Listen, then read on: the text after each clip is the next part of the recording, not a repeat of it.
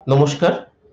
ইন্দিরা গান্ধী রাষ্ট্রীয় মুক্ত বিশ্ববিদ্যালয়ের আঞ্চলিক সদর দপ্তর কলকাতা থেকে BHIC 133 history of India from 1206 to 1707 এই বিষয়ের আলোচনায় পাঠ একক বা unit 14 technology, production and social changes প্রযুক্তি, কারুশিল্প উৎপাদন এবং সামাজিক পরিবর্তন এবং unit number 15 towns, cities and growth of urban centres শহর, নগর এবং নগরায়নের বিকাশ এই আলোচনায় আজকের সমস্ত পাঠক সমাজকে আমি অঞ্জন কুমার বসু স্বাগত জানাই। আমি আজকের আলোচনার মধ্যে দিয়ে এই দুই পাঠ এককের উদ্দেশ্যগত দিক, পাঠ একক প্রসঙ্গ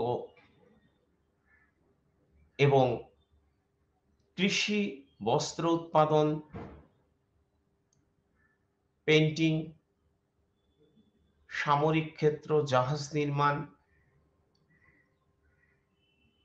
ইত্যাদি ক্ষেত্রে মধ্যযুগ পর্বে যে প্রযুক্তিগত কৌশল এর ব্যবহার আমরা লক্ষ্য করি, সেই বিষয়ের উপর আলোকপাত করব এবং তার পাশাপাশি আমরা দেখে নেওয়ার চেষ্টা করব যে সমগ্র মধ্যযুগ এর ভারতবর্ষে প্রযুক্তি ব্যবহারের মধ্য দিয়ে সামাজিক ক্ষেত্রে কি জাতীয় পরিবর্তন সংঘটিত হয়। এর পাশাপাশি আমরা সুলতানি যুগের শহর বা নগরায়ন ও নগরের জীবনযাত্রা দিকটি দেখার চেষ্টা করব এবং মধ্যযুগ পর্বে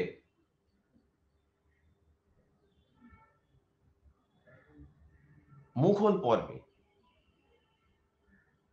শহর এবং নগরের বিকাশ ও তার জীবনযাত্রা এগুলি আজকের আলোচনা চক্রের মধ্যে দিয়ে আমরা একটা ধারণায় উপনীত হওয়ার চেষ্টা করব।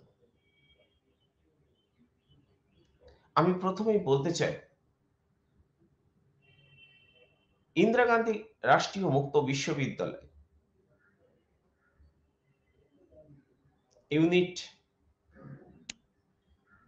14 এবং ইউনিট 15 এই দুই পাঠ এককের মধ্য দিয়ে মূলত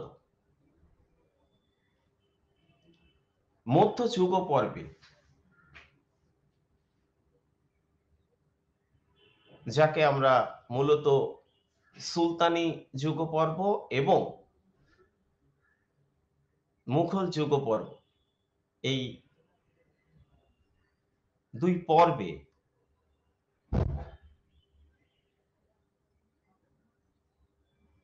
কি জাতীয় অর্থনৈতিক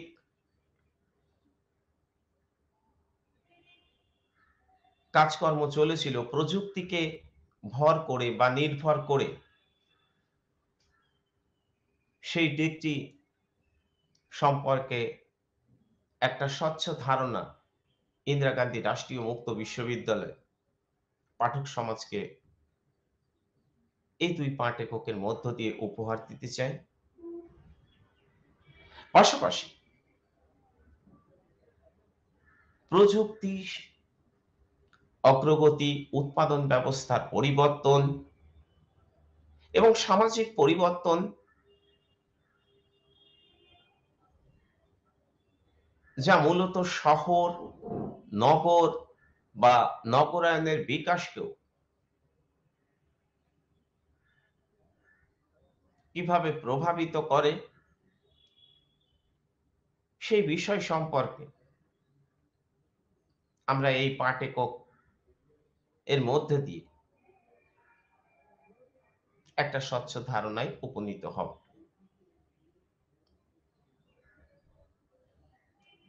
আমরা আলোচনার সুবিধার্থে সুলতানি যুগ এবং মুঘল যুগে প্রযুক্তি ব্যবহার এর মধ্য দিয়ে কৃষি, বস্ত্র উৎপাদন, সামরিক ক্ষেত্র, জাহাজ নির্মাণ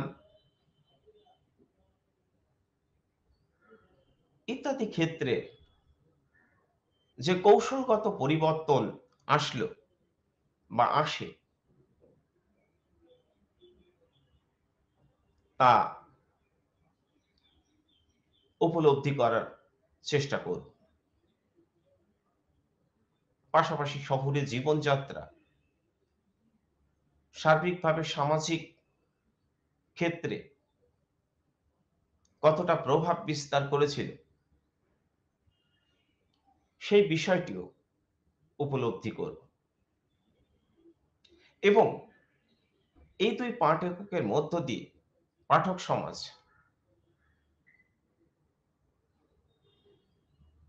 মধ্যযুগের অর্থনৈতিক চিন্তাধারায় যে পরিবর্তন এবং তার ফলে সামাজিক স্তরে তার যে প্রতিফলন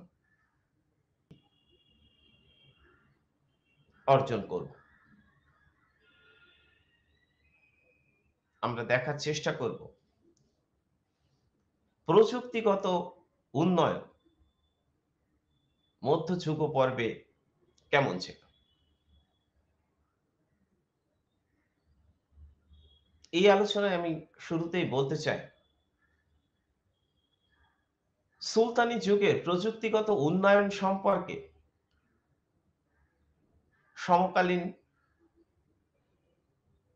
ঐতিহাসিক তথ্য কার্যত খুব সীমিত। তবে মুঘল যুগ প্রসঙ্গে বিশেষ করে এই সময় পর্বে যে প্রযুক্তিগত কৌশলের পরিবর্তন এসেছে পর্ব থেকে,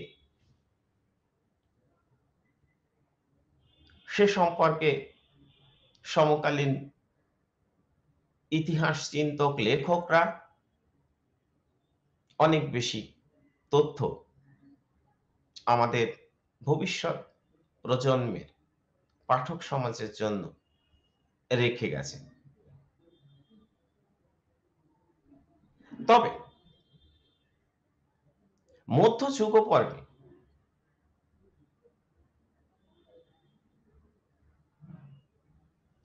কৃষি ক্ষেত্রে যে প্রযুক্তির ব্যবহার করা হয়েছিল, তাতে করে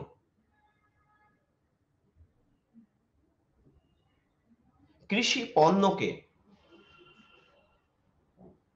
ব্যবহার করে নানান ধরনের শিল্পদ্রব্য তৈরি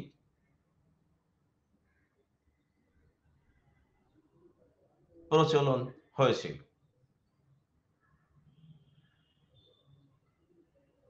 ইতিহাসবিদ কে এম আশরাফ লিখেছেন যে সুলতানি যুগের প্রযুক্তিগত কৌশল অবশ্যই নিম্নমানের ছিল।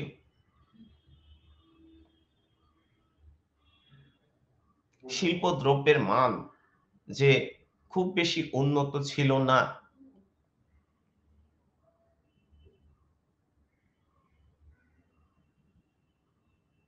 তা তিনি তুলে ধরেছেন।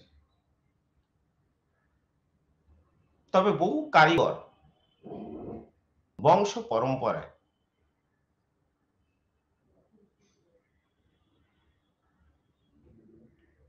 শিল্প উৎপাদন এর ধারাবাহিকতা বজায় রেখেছিল এবং সুলতানি যুগে হস্তশিল্পের যথেষ্ট বিকাশ আমরা লোকশালের ব্যবহারের ফলে শিল্প সামগ্রী মান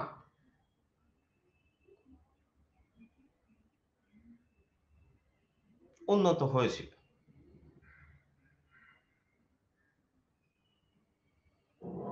ঐতিহাসিক ইরফান হাবিবের লেখা থেকেও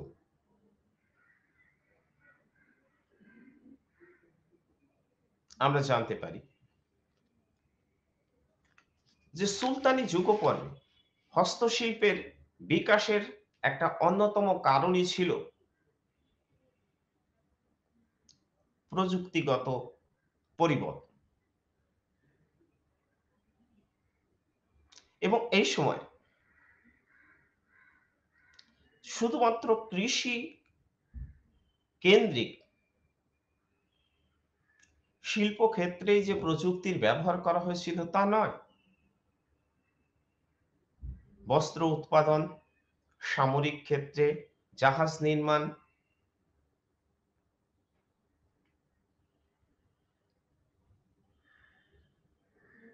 পেইন্টিং, প্রেস ইত্যাদি ক্ষেত্রেও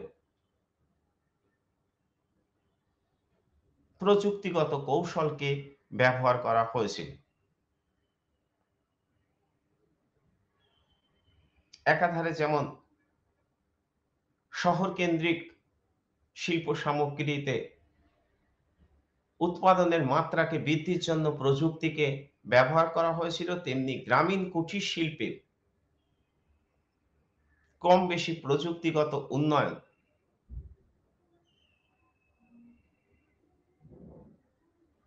ব্যবহার করা হয়েছিল। বিশেষ করে মধ্যযুগ পরে কৃষি উৎপাদনকে বৃদ্ধি করার জন্য যে প্রযুক্তিগত কৌশল ব্যবহার করা হয়েছিল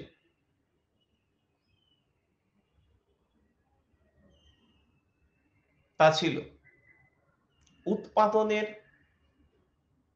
কাজে ব্যবহৃত যন্ত্রপাতির উন্নয়ন,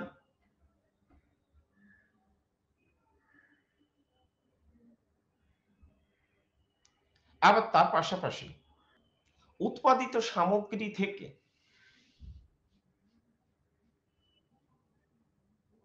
যে সমস্ত শিল্পদ্রব্য উৎপাদিত হতো সেগুলির ক্ষেত্রে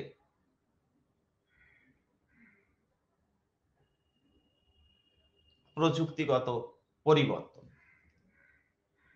অর্থাৎ প্রযুক্তিকে কাজে লাগিয়ে যেমন উৎপাদন বৃদ্ধি করা হয়েছিল, তেমনি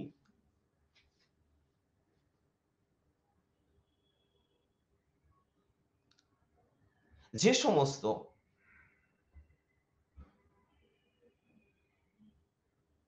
উৎপাদিত দ্রব্য তৈরি করা হয়েছিল সেখানেও প্রযুক্তির আশ্রয় নিয়ে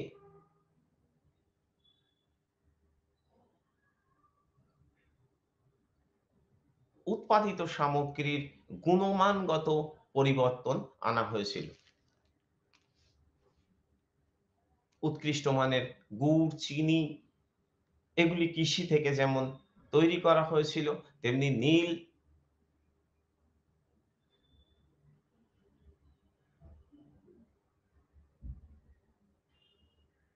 তৈরির প্রক্রিয়ায় অনেক পরিবর্তন আনা হয়েছিল। আমি সীমিত উদাহরণের মধ্য দিয়ে বিষয়টি পাঠক সমাজের কাছে তুলে ধরার চেষ্টা করছি। যেমন বাংলায় উৎকৃষ্ট মানের গুড়, চিনি এগুলি তৈরির কৌশলগত পরিবর্তন সুলতানি যুগ পেরিয়ে মুঘল যুগে আরো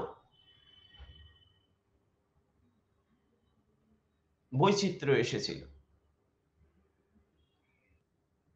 অনেক নতুন, নতুন প্রযুক্তিগত পরিবর্তন এনে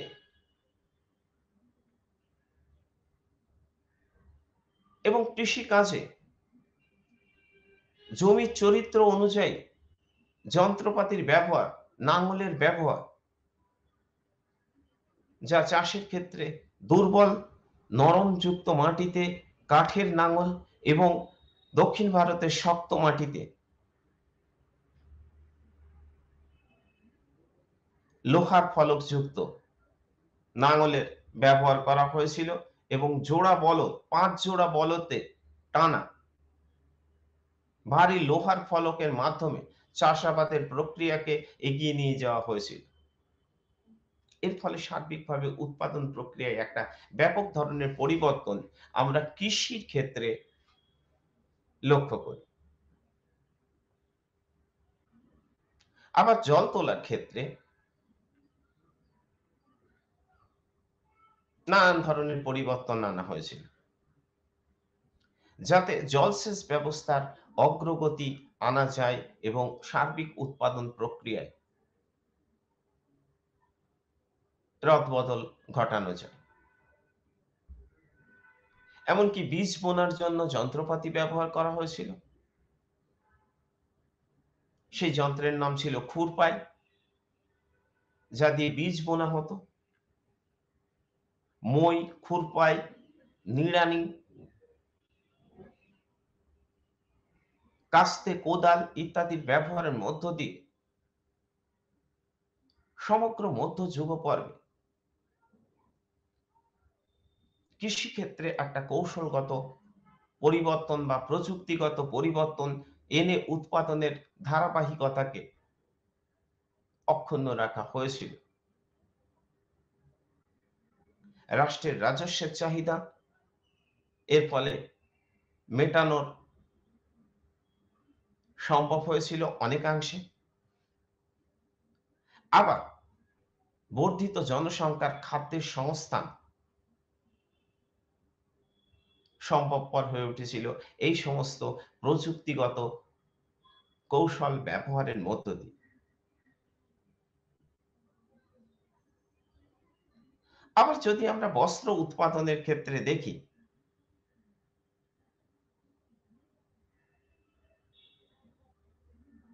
তুর্ক আফগান যুগে বা সুলতানি যুগ পর্বে বস্ত্র ছিল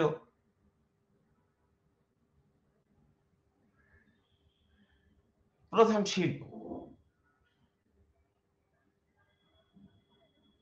এই সময় সুতি বস্ত্র, রেশম বস্ত্র এবং পশমের বস্ত্র উৎপাদিত হতো।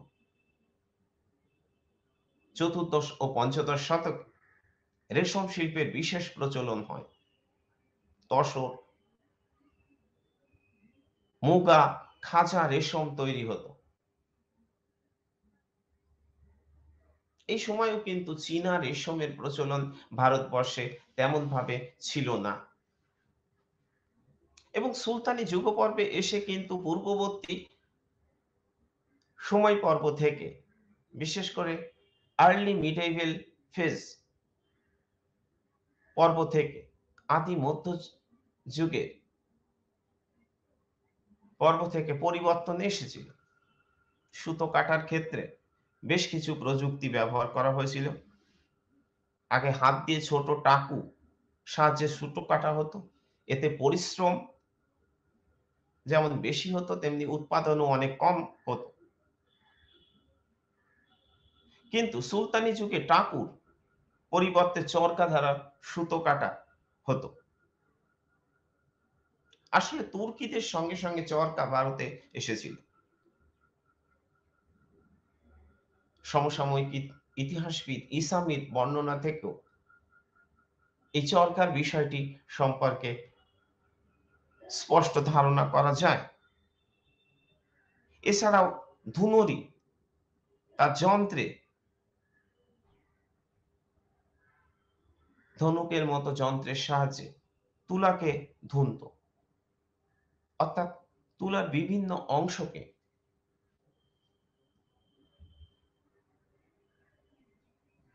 ছাড়াতে অতি অল্প সময়ের মধ্যে সক্ষম হতো এবং নতুন যন্ত্রে ব্যবহারের মধ্য দিয়ে যেমন বস্ত্র তৈরির ক্ষেত্রে, রঙ্গন শিল্পে, উৎপাদনের ক্ষেত্রে, সুতো কাটার ক্ষেত্রে এবং নিত্য নতুন ধরনের বস্ত্র তৈরির ক্ষেত্রে প্রযুক্তিকে ব্যবহার করা হয়েছিল। আবার সামরিক ক্ষেত্রে যদি আমরা প্রযুক্তির ব্যবহার লক্ষ্য করি তাহলে দেখতে পাব সুলতানি যুগপর্বে অবশ্যই সুলতানি শাসকরা তলোয়ারের উপর ভিত্তি করে তাদের শাসন কার্য প্রতিষ্ঠা করেছিল, তবে তাদের কৌশল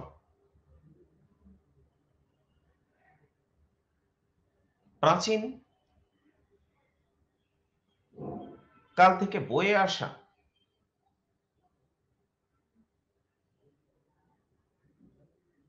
সামরিক অস্ত্রশস্ত্রের থেকে অনেক উন্নত ছিল।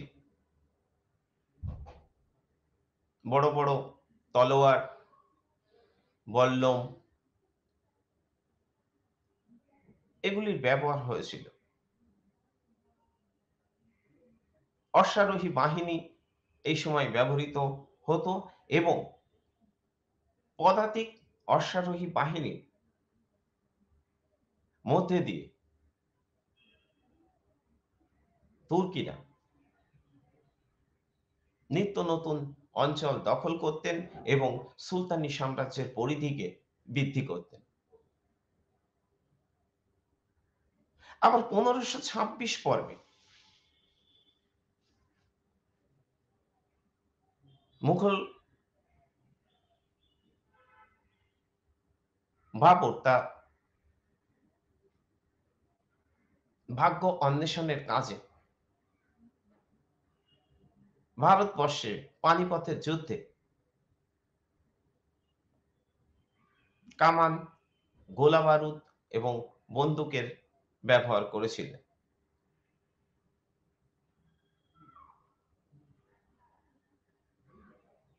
এমনকি সেনাবাহিনী ঘোড়া তাকে চিহ্নিতকরণের ক্ষেত্রেও শের শাহের পর্ব থেকে আকবরের পর্বে এসে নতুন নতুন পদ্ধতি বা কৌশল প্রয়োগ করা হয়েছিল। গোলাবারুদের ব্যবহার সার্বিকভাবে সামরিক ক্ষেত্রে মুঘল যুগ পর্বে এসে পূর্ববর্তী সময় থেকে কৌশলগত একটা বিভেদ তৈরি করেছিল। আবার সুলতানি যুগ পর্বে আমরা জাহাজ নির্মাণ এর ক্ষেত্রে পরিবর্তন লক্ষ্য করি। বাংলার ক্ষেত্রে এক ধরনের জাহাজ নির্মাণ হতো গম্ভীরা কাঠ দিয়ে, আবার জাঙ্ক নৌকা বা জাহাজ, ধাও জাহাজ আরো ভারী এবং বৃহৎ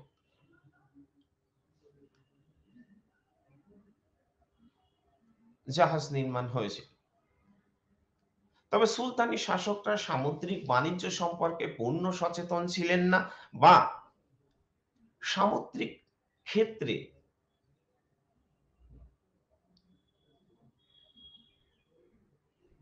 তাদের নিয়ন্ত্রণ প্রতিষ্ঠা করার উদ্যোগ গ্রহণ করেননি। পরবর্তীকালে আকবরের সময় থেকে মুঘল শাসকরা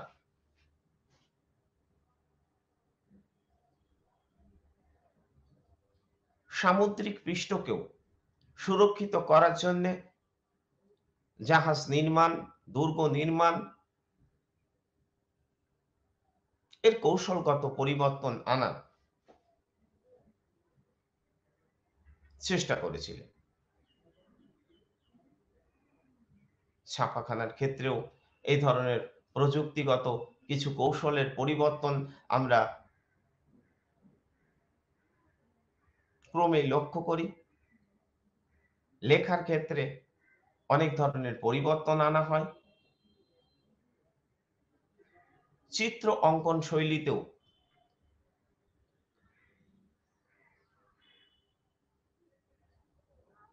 অনেক ধরনের পরিবর্তন সুলতানি যুগ পর্ব থেকে মোঘল যুগ পর্বে আমরা পরিবর্তনের ধারাবাহিকতা লক্ষ্য করি। প্রকৃতপক্ষে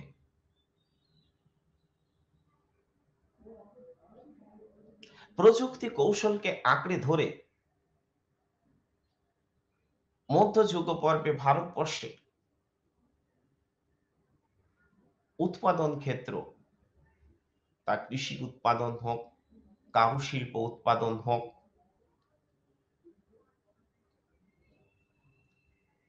ব্যবসা বাণিজ্যের ক্ষেত্রে হোক, একটা পরিবর্তনের ধারাবাহিকতা সভ্যতার সূচনা লগ্ন থেকে যতই সভ্যতার বয়োবৃদ্ধি বা বয়সের বৃদ্ধি ঘটে, যে ধারাবাহিকতা আমরা সভ্যতার সূচনা লগ্ন থেকে লক্ষ্য করে এসেছি, সেই ধারাবাহিকতা মধ্যযুগ পর্বে স্পষ্টত লক্ষ্য করা যায়। এবং এর ফলে সামাজিক ক্ষেত্রে অনেক ধরনের পরিবর্তনশীলতা আমরা লক্ষ্য করি।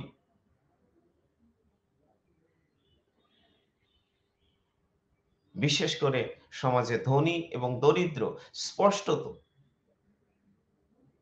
একটা বিভাজন লক্ষ্য করা যায়, যেটা পূর্বেও ছিল। তবে সেই বিভাজনের ধারাবাহিকতা, তাদের জীবনযাত্রাগত পরিবর্তন, রাষ্ট্রে তাদের অবস্থান ইত্যাদি ক্ষেত্রে সেই পরিবর্তনের প্রভাব আরো স্পষ্ট থেকে স্পষ্টতর হয়।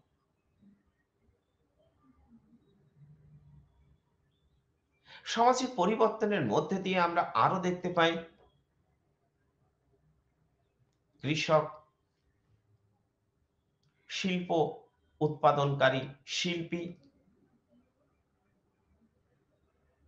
এবং শ্রমিক শ্রেণীর উদ্ভব যেমন হয়, তেমনি পাশাপাশি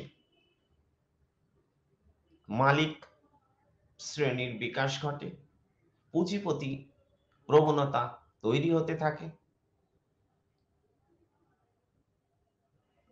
সমাজে ধনী দরিদ্রের বিভাজনটা আরো স্পষ্ট হতে থাকে এবং ক্রমে ব্যবসা বাণিজ্যের ক্ষেত্রে মধ্যযুগ পর্বে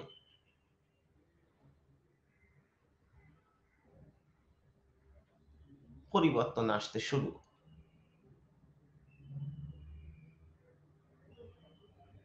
তবে আমি বলবো সুলতানি যুগ যে সমসাময়িক বিশ্বের অন্যান্য সভ্যতা বা সমাজ থেকে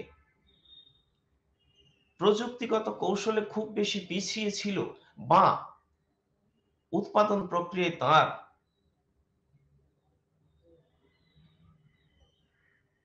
দুর্বলতা প্রকাশ করেছিল, তা কিন্তু নয়।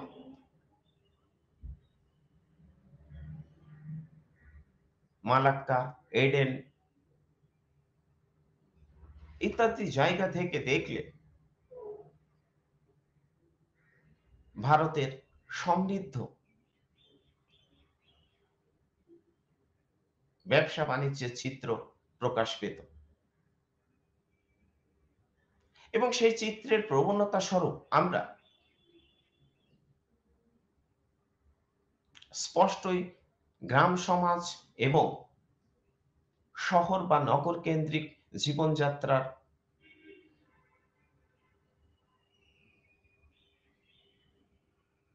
মধ্যে প্রতিফলন লক্ষ্য করি এবং এই সময় পর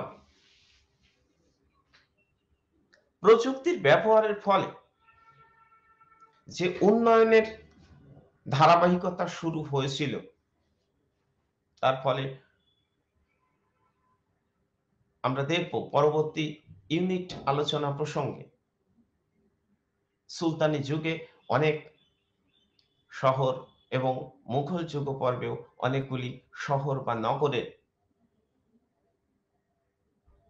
বিকাশ ঘটছে এবং তার ফলে সার্বিকভাবে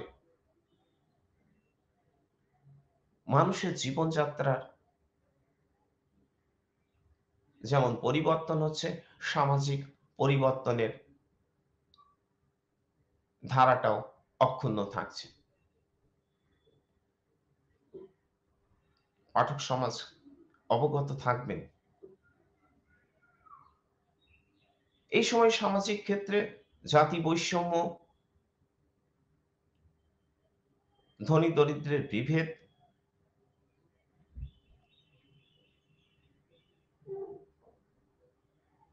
অস্পৃশ্যতা,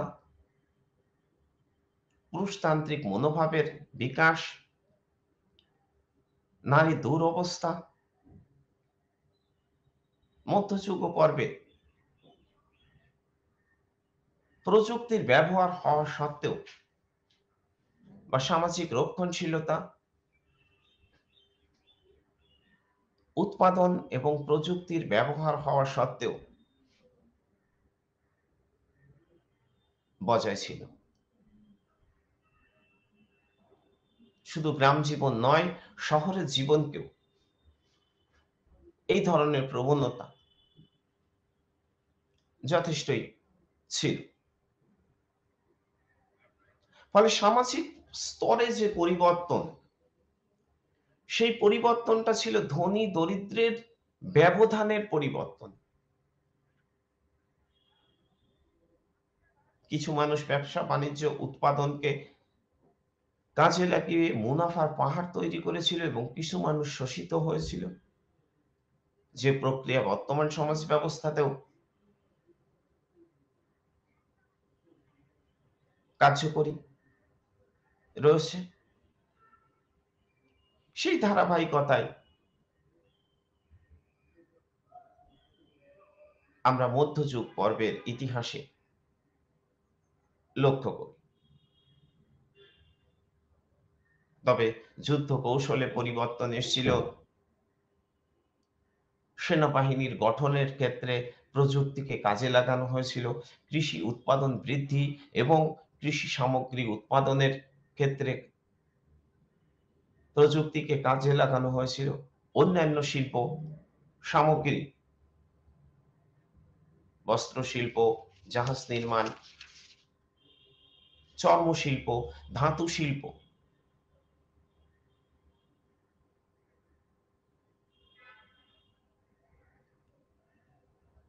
সব ক্ষেত্রে লক্ষ্য করা গেছিল। ধাতু শিল্পের ক্ষেত্রে এই তার প্রযুক্তিগত কৌশল এতটাই বৃদ্ধি পেয়েছিল যে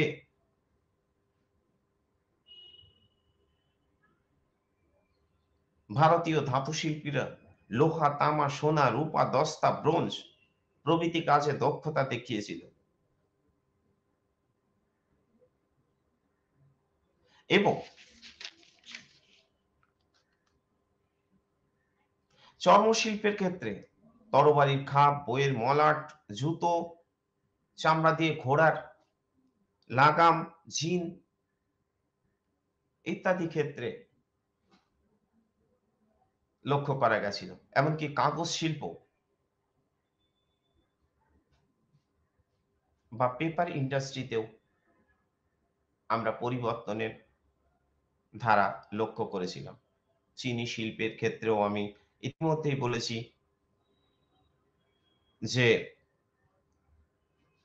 গুড় উৎপাদন বা চিনির বিভিন্ন ধরন তৈরি করার দক্ষতা মধ্যযুগ পর্বে ক্রমাগত উন্নত হয়েছিল। তার সামাজিক জীবনকে অনেকাংশে প্রভাবিত করেছিল এবং ভারতীয় রপ্তানি বাণিজ্যের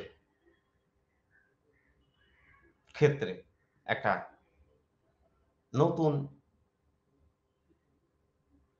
দিক তৈরি করেছিল। সব মিলিয়ে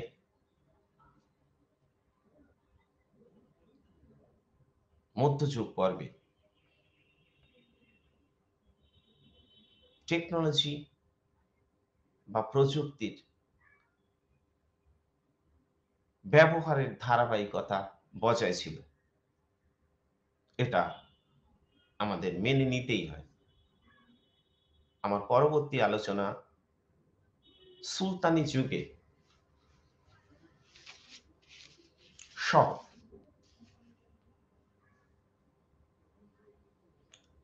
সুপ্রাচীনকাল থেকে ভারতে শহর বা নগরের বিকাশ এর ধারাবাহিকতা আমরা লক্ষ্য করেছি।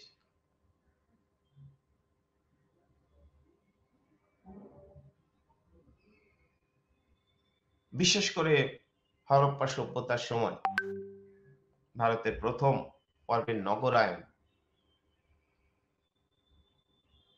অসংখ্য শহরকে কেন্দ্র এর বিকাশ হরপ্পা, মহেঞ্জোদারো, রূপা, ধোলাভিরা, কালীবঙ্গান, লোথাল এর বিকাশ আমরা যেমন লক্ষ্য করেছি, আবার আদি মধ্যযুগে পর্বে ঐতিহাসিক ব্রজদুলাল চট্টোপাধ্যায়ের মতে তৃতীয় পর্বের নগরায়ন হয়েছিল। আর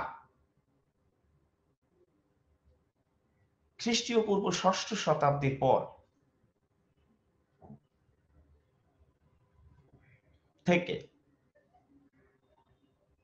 ৩০০ খ্রিস্টাব্দ পর্যন্ত ভারতবর্ষের দ্বিতীয় পর্বের নগরায়নের ধারাবাহিকতা লক্ষ্য করা গেছিল। এই সময় ষোড়শ মহাজনপদ মগধকে কেন্দ্র করে একটা সর্বভারতীয় সাম্রাজ্য গড়ে উঠেছিল। এছাড়াও পাটলিপুত্র শহর এর বিকাশ নজর কাড়ে। যে নগরায়নের ধারাবাহিকতা প্রাচীন কাল থেকে বয়ে আসছিল তা সুলতানি যুগেও কার্যত অক্ষুণ্ণ ছিল। দিল্লির সুলতানরা তাদের ব্যক্তিগত ভালো লাগা এবং প্রয়োজনের তাগিদে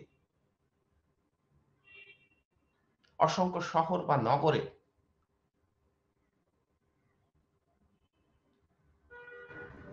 তৈরির কাজে নিজেদেরকে মনোনিবেশ করিয়েছিল।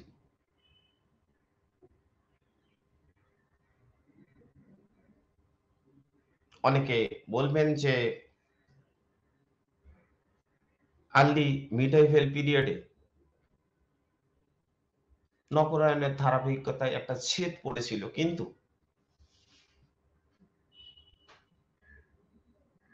ভাঙা করার খেলা ইতিহাসে আমরা বারংবার লক্ষ্য করেছি।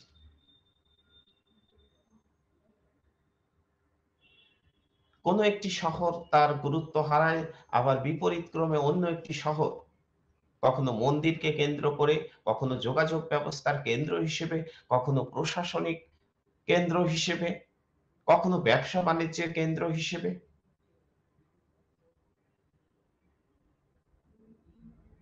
কখনো নূতন রাজধানী হিসেবে, কখনো প্রাদেশিক শহর হিসেবে, স্থাপত্য ভাস্কর্যের কেন্দ্র হিসেবে,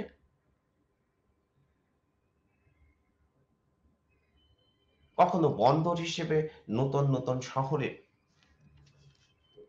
গড়ে ওঠাটা কোনো অস্বাভাবিক বিষয় ছিল না এবং সুলতানি যুগে বা মুঘল যুগপর্বেও সেই ব্যবস্থাই কার্যত চলেছিল।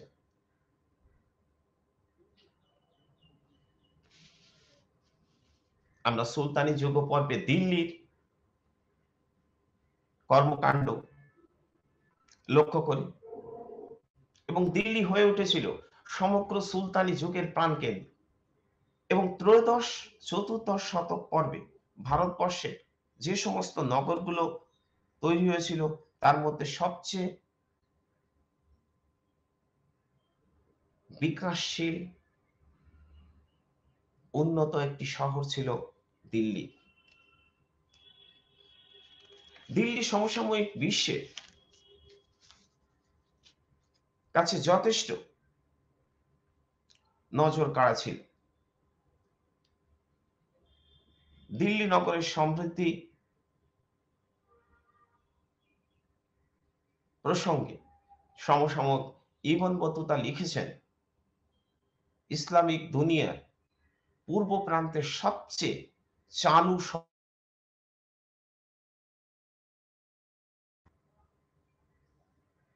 এবং এই সময় আমোদ প্রমোদ থেকে শুরু করে শিল্প উৎপাদনের কেন্দ্র থেকে শুরু করে স্থাপত্য ভাস্কর্য এবং সম্রাট গুণীজনদের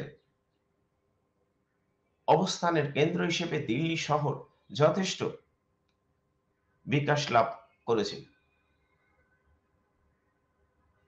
এমনকি দিল্লির ঐতিহ্যকে রক্ষার স্বার্থে দিল্লিতে সুলতান আলাউদ্দিন খলজির প্রধান সেনাবাহিনী থাকার সুবাদে সেখানে আজকের দিনের মতো রেশনিং ব্যবস্থা চালু করা হয়েছিল, যা শুধু সেনাবাহিনী নয়, ইতিহাসবিদরা দাবি করেন দিল্লির সাধারণ মানুষও এর ফলে উপকৃত হয়েছিল।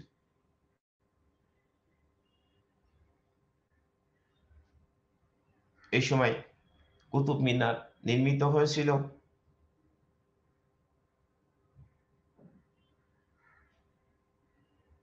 এবং দিল্লি কেন্দ্রিক তুগলকাবাদ, ফিরোজাবাদ, জাহানাবাদ, ফতেহাবাদ, জৌনপুর, মুবারকবাদ, ফিরোজপুর ইত্যাদি শহরে আমরা অস্তিত্ব লক্ষ্য করি। ফিরোজ শাহের বিশেষ উদ্যোগ উৎসাহ ছিল শহর বা নগর তৈরির ক্ষেত্রে। তিনি হিসার, ফিরোজাবাদ, ফতেহাবাদ, ফিরোজপুর, জৈনপুর ইত্যাদি নগর তৈরি করেছিলেন। আবার মুইজউদ্দিন মুবারক শাহ মুবারকপুর তৈরি করেছিলেন। আবার মুঘল সম্রাট হুমায়ুন দিনী পনাহ শহর নদীর ধারে নির্মাণ করেছিলেন।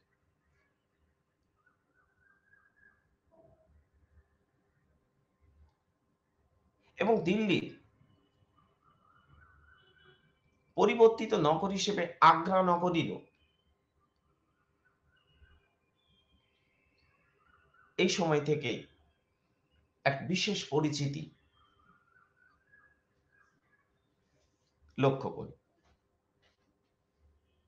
আবার মোহাম্মদ বিন তুগলক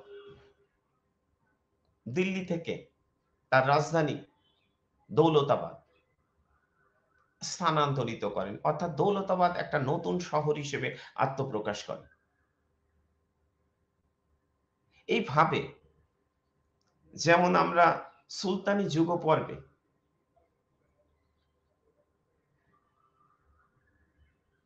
শহর বা নগরের বিকাশ লক্ষ্য করি, তার ফলে সার্বিকভাবে জীবনযাত্রার একটা ব্যাপক রদবদল বা পরিবর্তন আমরা দেখতে পাই। আবার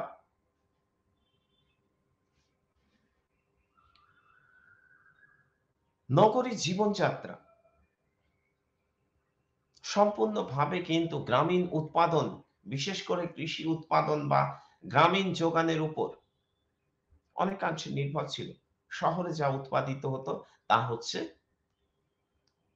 শিল্প সামগ্রী, যেগুলি গ্রামের হাটে বা বাজারে এবং শহরের জৌলুস সুলতানি যুগপর্বেও আমরা লক্ষ্য করি, এবং সেই ধারাবাহিকতা পরবর্তীকালে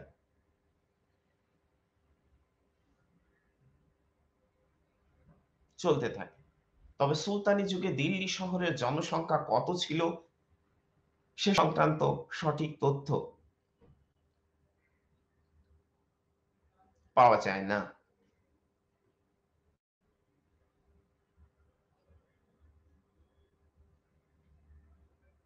এই সময় শুধুমাত্র দিল্লি নয়, বিভিন্ন বাগনালা, আহম্মদনগর, এই সমস্ত আমরা উত্তর পশ্চিম ভারতের ক্ষেত্রে লক্ষ্য করি। গুজরাটের সুলতান মোহাম্মদ বেগারা চম্পানির শহরকে বড় করেছিলেন। খাম্বাজ শহরের কথাও বলতে পারি, যা মার্কো পোলো তার রচনায় এই খাম্বাজ শহরের কথা উল্লেখ করেছিলেন।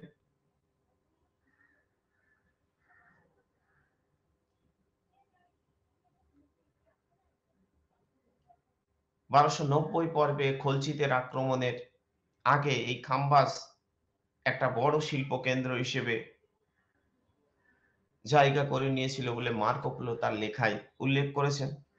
আবার সুলতানি যুগে দক্ষিণ ভারতে বিজাপুর, বিজয়নগর, বাহমনি এবং বাংলার বেশ কিছু শহর এর অস্তিত্ব আমরা যেমন লক্ষ্য করি, তেমনি 1542 খ্রিস্টাব্দে সেন্ট জেভিয়ার গোয়া শহরের প্রশংসা করছেন। গুলবর্গা, বিদর, আবার বাংলার ক্ষেত্রে সুলতানি যুগে যে নগরায়নের ধারাবাহিকতা চলেছিল তাতে রামাবতী, বিজয়পুরা, নদিয়া, গৌড়, পান্ডুয়া, ত্রিবেণী, নবদ্বীপ, শান্তিপুর, সোনারগাঁও, চট্টগ্রাম ইত্যাদি শহর বা নগরের চিত্র লক্ষ্য করা যায়। আসুন এই সমস্ত শহর বা নগর এর বিকাশের ধারা কেবলমাত্র সুলতানি যুগেই ছিল না, মুঘল যুগ পর্বেও আমরা শহর বা নগরে বিকাশ লক্ষ্য করি যথেষ্ট পরিমাণে। এবং মুঘল সম্রাটরা এক একজন বিশেষ কিছু নগরকে বিশেষভাবে সজ্জিত করেছিলেন। এই সময় যে সমস্ত শহরগুলি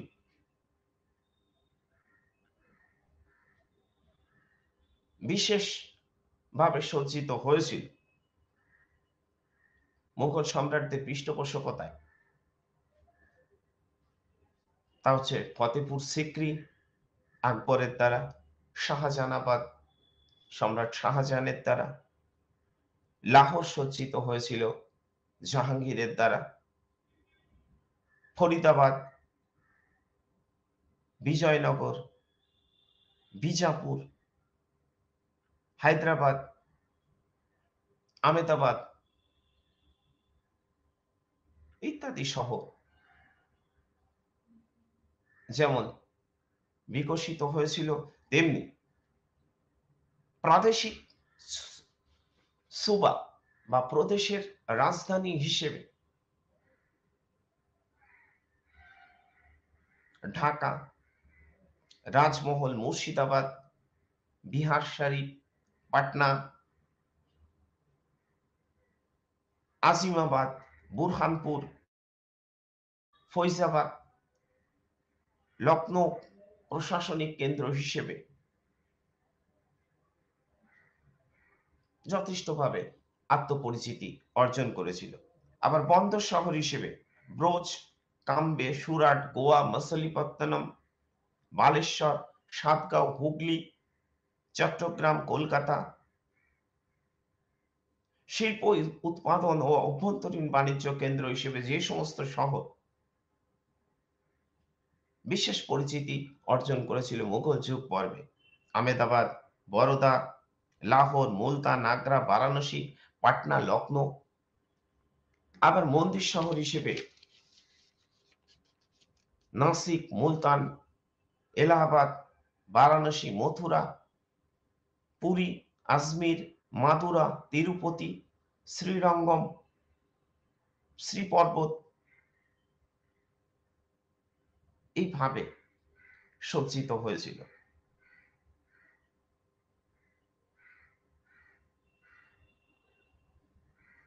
সমসাময়িক নিজামুদ্দিনের হিসাব অনুযায়ী আকবরের শাসনকালের শেষ দিকে কসবা বা ছোট শহরের সংখ্যায়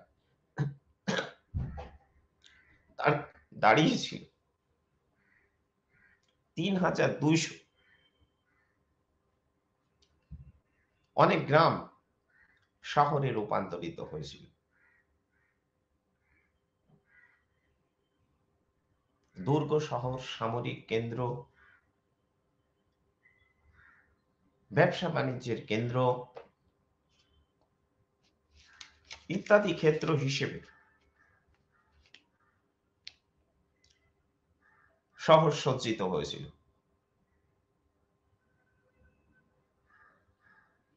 এবং শহর বা নগরায়নের ধারাবাহিকতা ভারতবর্ষের ইতিহাসে মুঘল যুগ পর্বেও আমরা লক্ষ্য করি।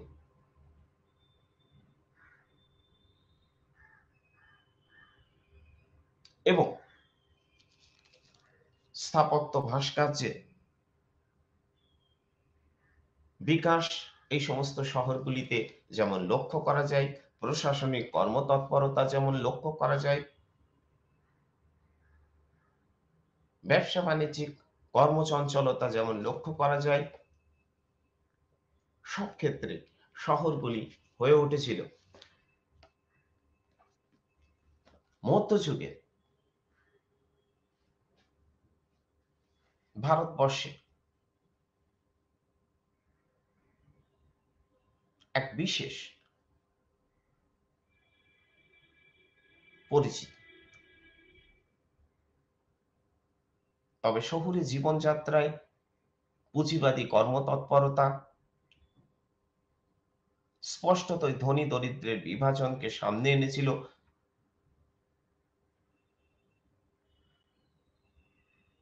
জীবনযাত্রা অনেক উন্নত ছিল গ্রামীণ জীবন অপেক্ষা। অর্থের বিনিময়ে সমস্ত কিছু পাওয়া যেত এবং নগরায়নের ধারাবাহিকতা মুঘল যুগ পর্বে বা মধ্যযুগ পর্বে আমরা কিন্তু লক্ষ্য করি। আসলে ইউরোপীয়রা বিভিন্ন সময় অভিযোগ করে এসেছেন যে মধ্য ভারতবর্ষের ক্ষেত্রে সম্পূর্ণই অন্ধকারচ্ছন্ন এবং তাদের হাত ধরে শহর, নগর, সাংস্কৃতিক কর্মতৎপরতা সব বৃদ্ধি পেয়েছিল এবং সেখানে পুঁজিবাদী তৎপরতা কার্যত অনুপস্থিত ছিল। কিন্তু এই ধরনের অভিযোগ বিশেষ করে ব্রিটিশ প্রশাসকরা তুলে ধরেছিলেন তাদের শাসনকে বৈধতা দেওয়ার জন্য। মধ্যযুগ পর্বে প্রযুক্তিকে সামনে রেখে যে বিকাশ চালু ছিল তা শহর নগর বৃদ্ধির বা বিকাশের মধ্যে প্রমাণ খুঁজে পাওয়া যায়। আমি আমার আলোচনা আজকের মতো এখানেই সমাপ্ত করছি। ধন্যবাদ।